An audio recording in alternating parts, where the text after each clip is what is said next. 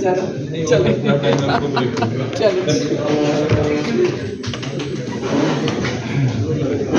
اعوذ باللہ من الشیطان الرجیم، بسم اللہ الرحمن الرحیم۔ سب سے پہلے تو مجھے یہ خوشی ہو رہی ہے کہ یہاں پہ پری ڈومیننٹ یوتھ بیٹھی ہے، اور یہ وہ یوتھ ہے جس نے میاں نواز شریف صاحب کے ایٹمی دھماکوں والے پاکستان میں ان کو ایجوکیٹ اس حوالے سے نہیں تھے، اویئرنیس نہیں تھی، اور جو سفر جس کا آغاز پی ایم ایل این اور نواز شریف نے اس ملک کی ترقی کے لیے کیا تھا، اس کے بارے میں کئی انیشیٹو کے بارے میں ان کو آگہی نہیں تھی۔ دوسری بات میں یہ کروں گا کہ آج ایک بہت اہم دن ہے، آج کشمیر ڈے ہے، اور وہ کشمیر جس کو قائد اعظم محمد علی جناح نے پاکستان کا اٹوٹ انگ اور شاہ رگ کہا تھا پاکستان کی۔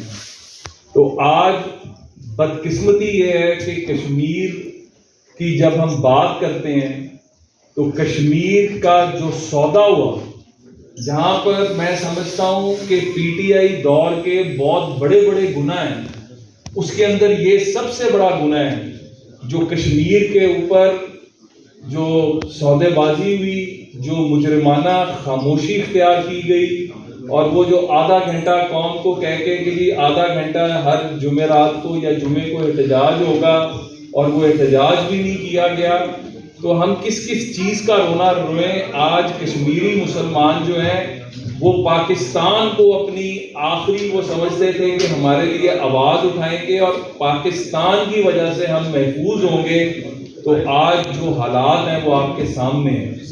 تو میں سمجھتا ہوں کہ آج کے دن بھولنا تو ہمیں کسی دن بھی نہیں چاہیے، لیکن چونکہ آج کشمیر ڈے ہے تو اس کے اوپر ہمیں آج خصوصی آواز اٹھانی چاہیے۔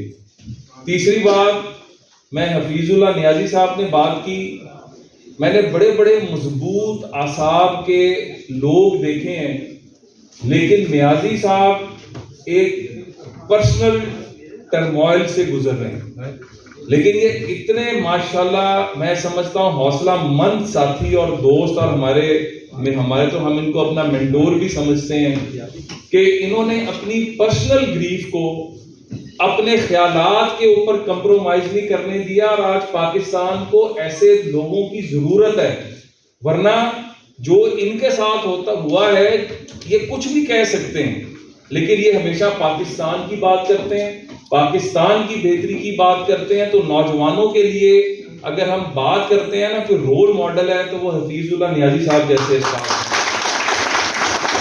میں یہاں پہ رومینہ کی بات بھی کروں گا کہ یہ خاتون بھی جو ہے ہمیں ایک پولیٹیشین نظر آتی ہے، لیکن جو پرسنل لیول پر اس نے چیلنجز کا سامنا کیا ہے، اینڈ اگینسٹ آل آڈز اس نے اپنے آپ کو منوایا ہے، میں ان کو بہت زیادہ خراج تحسین پیش کرتا ہوں۔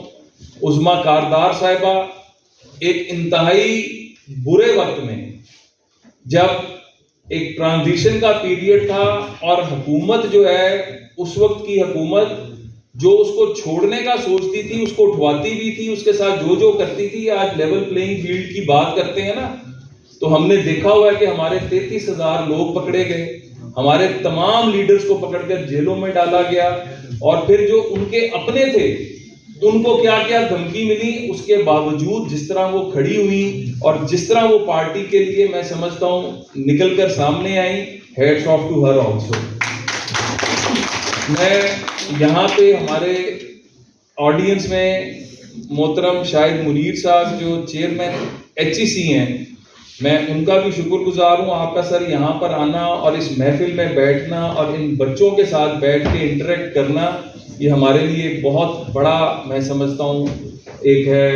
اور یہاں سے ابھی امجد ملک صاحب چلے گئے، اوورسیز کی آواز تو ہے ہی ہے، لیکن ایک سینئر ایلیمنٹ ہے۔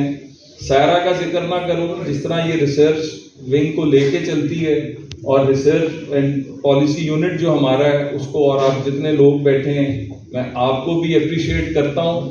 اور میں نے جان بوجھ کے آخر میں ایک نام رکھا رانا احسان افضل صاحب کا، he is an asset to the party.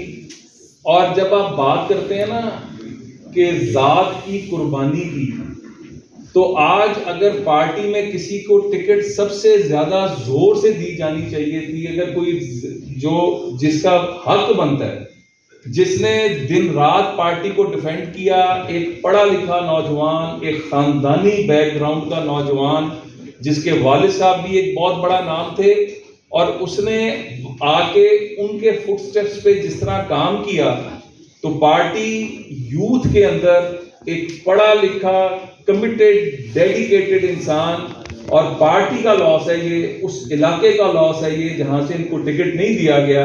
مجبوریاں تھیں، لیکن اس مجبوری کے اندر ہم کوئی نہ کوئی راستہ نکال سکتے تھے، لیکن میری یہ اندر سے رانا صاحب فیلنگ ہے کہ راستہ نکلے گا، اور انشاءاللہ آئندہ آنے والے سیٹ اپ کے اندر آپ کو میں ایک بڑے عہدے پہ دیکھ رہا ہوں انشاءاللہ۔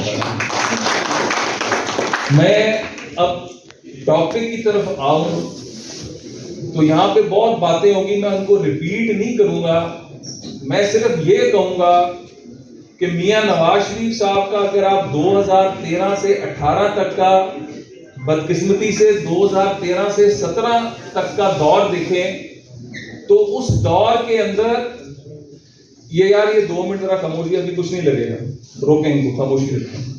2013 سے جو 17 تک کا دور تھا، اس دور کے اندر $60 بلین سے اوپر کی انویسٹمنٹ پاکستان میں آتی ہے۔ پاکستان کے اندر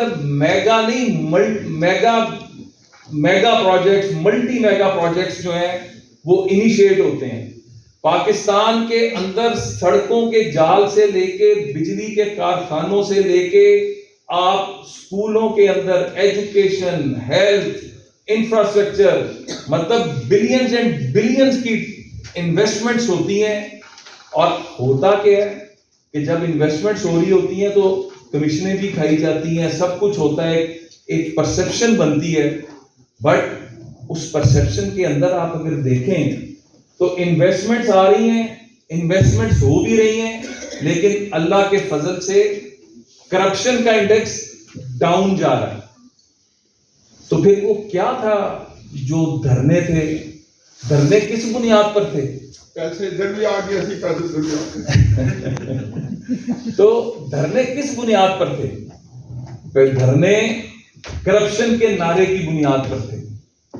کس بنیاد کے اوپر شور تھا؟ شور اس بنیاد پہ تھا کہ کھایا پیا گیا، کوئی شرم ہوتی ہے، کوئی حیا ہوتی ہے؟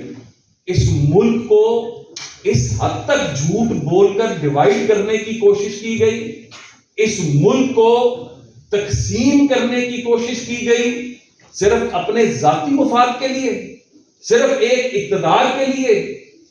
اور جب میاں نواز شریف صاحب کو ایک جھوٹے کیس میں دیکھیں پاکستان کی بدقسمتی کیا ہے کہ نواز شریف صاحب کو یہ اوپن سیکرٹ ہو چکا ہے کہ کھوسا صاحب عمران خان کو کہتے ہیں کہ تم یہ جو سڑکوں پہ دھکے کھاتے پھر رہے ہو، تم ہمارے پاس آ جاؤ اور آ کے ہمارے پاس پٹیشن فائل کرو۔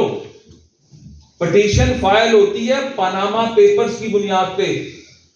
450 یا 368 لوگوں کے نام تھے ان پاناما پیپرز میں، جن میں نواز شریف صاحب کا نام بھی نہیں تھا۔ اس بنیاد پر نواز شریف کے خلاف کیس انیشیٹ کیا جاتا ہے، اور پھر بلیک سلاٹ ڈکشنری نکال کے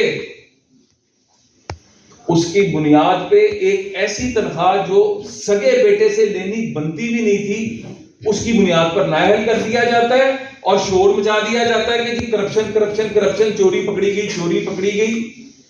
یار پکڑے تو آپ لوگ گئے، پکڑا گیا آپ لوگ جو ٹرانسپیرنسی انٹرنیشنل کی رپورٹ ہے۔ اور دوسری بات کہ عمران خان جو شور مچاتا رہا نا، ہر ادارے کو متون کرتا رہا، سی پیک کی ٹرانسپیرنسی کے اوپر انگلیاں اٹھاتا رہا، چائنا میں جا کے تقریر کرتا ہے کہ پاکستانیوں کے ساتھ بزنس نہ کرنا، بڑے کرپٹ لوگ ہیں، یاد ہوگا آپ کو۔ پھر ایک کمیشن بناتا ہے، اس کمیشن کے اندر اگر یاد ہو آپ کو تو یہ کہتا ہے کہ جتنے لونز آئے ہیں ان کا آڈٹ کیا جائے۔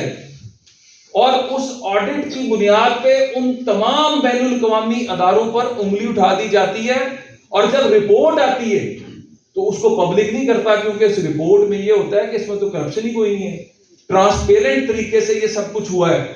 لیکن یہ سب کچھ کرنے سے کیا ہوتا ہے کہ ایجوکیشن کے اندر جو ڈیفٹ، جو اس وقت کا ڈیفٹ تھا، جو یو کے ایڈ، اب رومینا کیا نام ہے اس کا ڈیفٹ کا؟ ہاں FCDO، وہ اپنی فنڈنگ روک دیتے ہیں، جو 400 ملین پاؤنڈ سے زیادہ صرف آپ کے ایجوکیشن اور ہیلتھ سیکٹر میں لگا رہے ہوتے ہیں. جب آپ اس طرح کی حرکتیں کرتے ہیں تو سی پیک، جس میں پاکستان میں $46 بلین آیا ہوتا ہے، اس میں ایک پیسہ نہیں آتا.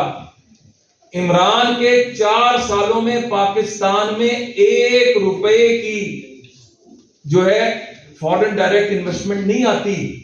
پاکستان کے اندر انویسٹمنٹس آنا رک جاتی ہیں. تو ایک طرف نواز شریف صاحب کا دور جس میں $60 بلین سے زیادہ کی انویسٹمنٹس آتی ہیں، کرپشن نیچے جاتی ہے، اور ایک عمران کا دور جس میں 1 روپے کی فورن انویسٹمنٹ نہیں آتی اور کرپشن کہاں سے کہاں پہ انڈیکس چلا جاتا ہے. اس سے زیادہ کسی ثبوت کی ضرورت ہے کہ پاکستان کے اوپر چور اور 28 گیرے مسلط کر دیے گئے؟ اس سے زیادہ کسی ثبوت کی ضرورت ہے کہ پاکستان کو سسٹمیٹکلی ڈسٹروائے کرنے کی کوشش کی گئی؟ اس سے زیادہ کسی ایویڈنس کی ضرورت ہے کہ وہ فورن فنڈنگ جس کی ہم بات کرتے ہیں، وہ فورن فنڈنگ کیس، میرا مطالبہ الیکشن کمیشن سے کیوں نہیں فیصلہ دے رہا اس کے اوپر؟ کس بات کا ویٹ کر رہا ہے؟ جب سارا کچھ ریکارڈ آ چکا ہوا ہے، جب سارے ایویڈنسز آ چکے ہیں، تو کس پریشر کے اندر اس کا فیصلہ نہیں دے رہا؟ تو کیا وجہ ہے کہ آج جب ہم بات کرتے ہیں کہ وہ پیسہ جو اس فورن فنڈنگ کیس میں آیا اور وہ پیسہ جو آج امریکن لابنگ فرمز کو دیا جا رہا ہے، آج پاکستان کی سیاست کے اندر جو غیر ملکی پیسہ اور انویسٹمنٹ آ رہی ہے، یہ انویسٹمنٹ عمران کے دور حکومت میں کیوں نہیں آئی؟ وہ جو کہتے تھے کہ $100 ارب IMF کے منہ پہ مارے گی اور $100 ارب جو ہے پاکستان پہ لگائے گی، وہ کیوں نہیں آئے آپ کے 4 سال میں؟ اور اب کیوں آ رہے ہیں؟ اب کہاں سے وہ پیسہ اربوں کھربوں روپے آ رہا ہے جو آپ کی جتنی آپ کی کمپین چل رہی ہے، جو آپ کرنا چاہ رہے ہیں، جو آپ باہر کی فرمز کو دے رہے ہیں؟ اور یہ فرمز وہ ہیں، اگر ان کا ٹریک ریکارڈ دیکھیں تو یہ یا تو موساد کے ساتھ اٹیچڈ ہیں یا را کے ساتھ اٹیچڈ ہیں. ان کی رپورٹس آ چکی ہوئی ہیں، ان کے اکاؤنٹس جہاں سے مانیٹر ہو رہے ہیں ان کی رپورٹس آ چکی ہیں کہ یا تو یہ را کے ساتھ ہیں یا موساد کے ساتھ ہیں. تو کیا پاکستانی قوم کو آپ اس طرح بکاؤ مال سمجھتے ہیں؟ بالکل نہیں. اور یہاں پر بات ہو رہی تھی کہ یہاں پر شاید سمپل میجورٹی مل جائے. میں یقین سے کہتا ہوں، میں پورے پاکستان میں مجھے اتفاق ہوا میری بیماری سے پہلے شہباز صاحب اور نواز صاحب کے ساتھ جانے کا، مختلف جگہوں کا موڈ دیکھ کر آیا ہوں. آپ یقین کریں، میری بات نوٹ کر لیں، PMLN سمپل میجورٹی نہیں 2/3 میجورٹی کے ساتھ آ رہی ہے انشاءاللہ تعالی. میاں نواز شریف صاحب 4تھی بار وزیر اعظم بننے جا رہے ہیں. اور یہ پہلے بھی باتیں ہوئی کہ نون میں سے شین نکلے گی، میم نکلے گی. جس شہباز شریف صاحب کو میں جانتا ہوں وہ پوری قوت کے ساتھ اپنے بھائی کے پیچھے کھڑے ہیں، وہ پوری قوت کے ساتھ نواز شریف کے ساتھ کھڑے ہیں، مسلم لیگ نواز کے ساتھ کھڑے ہیں. پوری مسلم لیگ نواز ایک آواز ہو کر نواز شریف کو نجات دہندہ دیکھ رہی ہے. پاکستان کے جو اگلے چیلنجز ہیں، ہم نے اللہ کے فضل سے واحد جماعت ہے جس نے منشور پر کام کیا ہے. یہ وہ جماعت ہے، میں زیادہ پیچھے نہیں جاؤں گا، 2013 کا جو منشور دیا تھا اس منشور پر 2013 سے 18 تک عمل کیا تھا. یہی وجہ ہے کہ ہم اتنا کچھ ڈیلیور کرنے کے کامیاب ہوئے تھے، اور اب پھر بتا رہا ہوں کہ ہمارا جو آج کا منشور ہے یہ انتہائی ارکریزی کے ساتھ تمام سیگمنٹس آف سوسائٹی کو ملا کر، تمام انڈیویجولز جو رکھتے ہیں ایک اپنی اپنی فیلڈ کے اندر وسیع تجربہ، ان کی ان پٹ لے کے، اور وے فارورڈ ہے کیا، ہم نے اس کے اندر پرابلمز کو بھی آئیڈینٹیفائی کیا ہے، ہم نے اس کے اندر ان کے سولوشنز کو بھی آئیڈینٹیفائی کیا ہے۔ یہ نہیں ہوگا کہ آپ صرف یہ کہتے جائیں کہ یہ مسئلہ ہے، اس مسئلے کا حل آج قوم کو چاہیے، اس مسئلے کا حل آج پاکستان کو چاہیے۔ اور باقی جماعتوں کے منشوروں کو بھی میں دیکھ رہا تھا، نعرے لگانا بہت آسان ہے، آج خالی نعروں پہ نہیں آپ چل سکتے، آج پاکستان ایک ایسے دورائے پہ کھڑا ہے جہاں سے اللہ معاف کرے آپ بالکل ڈیفالٹ کی اوپر بیٹھے ہیں، اور ایک لائن وہ ہے جس پر چل کر آپ نہ صرف ڈیفالٹ سے باہر آ سکتے ہیں بلکہ پاکستان کو دوبارہ پیروں پہ کھڑا کر کے خوشحال کر سکتے ہیں۔ تو اللہ کے فضل سے ایجوکیشن سے لے کے، ہیلتھ سے لے کے، لائف سٹاک سے لے کے، ایگریکلچر سے لے کے، نیوٹریشن کا ذکر نہ کروں تو سارا نے ناراض ہو جانا ہے، stunted growth, S D Gs کا نہ کروں تو رومینہ نے بات کرنی ہے۔ تو اللہ کے فضل سے اکانومی، جو چارٹر آف اکانومی شہباز شریف صاحب نے 2018 کا نعرہ دیا تھا، آج پاکستان کا سروائیول اسی میں ہے۔ اور میں تو بہت کلیئرٹی ہے مجھے، کئی لوگ کہتے ہیں کہ جی نواز شریف صاحب کمپرومائز کر گئے، نواز شریف صاحب خاموش ہو گئے۔ نواز شریف جس شخصیت کا نام ہے وہ خاموش ہونے والا نہیں ہے، وہ وقت پہ وار کرتا ہے اور وقت کے اوپر اپنے پتے شو کرتا ہے۔ لیکن ایک چیز بتا دوں کہ اس وقت پاکستان کو کمپرومائز کی ضرورت ہے، کیونکہ عوام بھوکی ہے، عوام کو بجلی کے بلوں میں کمی چاہیے، گیس کے بلوں میں کمی چاہیے، عوام کو پیٹرول کی قیمت میں کمی چاہیے، عوام کو عزت کے ساتھ روٹی چاہیے، چاول چاہیے، دال چاہیے، روزگار چاہیے، بیماروں کو سستی دوا چاہیے۔ تو اس کے لیے ہم انشاءاللہ ہر کمپرومائز بھی کریں گے، لیکن اپنے اصولوں پر کمپرومائز بالکل نہیں کریں گے، اور انشاءاللہ اس پاکستان کو اپنے پیروں پہ عزت کے ساتھ کھڑا کریں گے، خوشحال کریں گے، ترقی دلائیں گے، اور جو وعدے کیے اس کو پورا کریں گے۔ میں آپ سب کا بڑا شکر گزار ہوں۔ انشاءاللہ تعالی 8 فروری کے بعد 8 فروری تک مشن ہے اب 2/3 میجورٹی لینا، نواز شریف کو وزیر اعظم بنانا۔ 8 فروری کو آرام سے نہیں بیٹھیں گے انشاءاللہ جیتنے کے بعد۔ 9 فروری سے پاکستان کے لیے جو روڈ میپ بنایا ہے، عوام کی خوشحالی کا، کاروبار کی بحالی کا، سستی بجلی، سستی جو اشیاء دینے کا، اس پر عمل 9 سے شروع کریں گے۔ اللہ تعالیٰ آپ سب کا حامی و ناصر ہو۔ پاکستان زندہ باد۔